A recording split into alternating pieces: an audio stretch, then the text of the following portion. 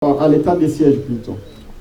Aujourd'hui, nous venons de recevoir le gouverneur militaire, le lieutenant général et le vice-gouverneur, le commissaire divisionnaire qui vont assumer temporairement les fonctions du gouverneur du Nord Kivu et de vice-gouverneur dans la province du Nord Kivu.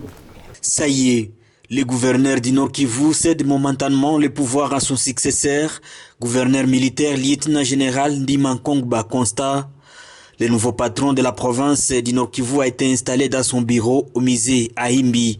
Il est arrivé à Goma ce lundi et a été accueilli au pied de l'avion par les gouverneurs des provinces sortants et tous les comités provinciaux de sécurité. Tout juste après sa descente de l'avion, il a eu un briefing avec les commandements de la 3e zone de défense des FARDC sur place à l'aéroport. Aujourd'hui, nous payons les coûts. Voilà le message que je vous adresse, chers frères et sœurs porteurs d'armes. Aux groupes armés étrangers, vous n'êtes pas chez vous. Vous n'êtes pas chez vous. Le lieutenant général Ndima Constat va diriger la province pendant une période de 30 jours renouvelable. Pour la population, le rétablissement de la sécurité à Beni et vers la partie sud s'impose. Comme vous le savez, le gouvernement central a supposé que l'administration civile a failli à sa mission. C'est pourquoi il a fait recours à l'armée. Et voilà qu'aujourd'hui nous avons une administration militaire. Nous attendons beaucoup de cette administration militaire.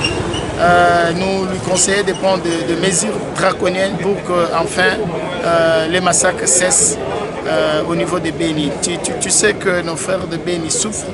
Et c'est là il y a une décennie.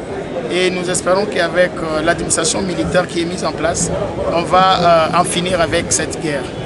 Il s'agit d'une mesure prise par le chef de l'État après consultation avec l'état-major général de l'armée, les présidents des 2 chambres du Parlement et les chefs du gouvernement, dans le but d'éradiquer les groupes armés tant locaux qu'étrangers qui troublent la quiétude de la population de la province du Nord Kivu.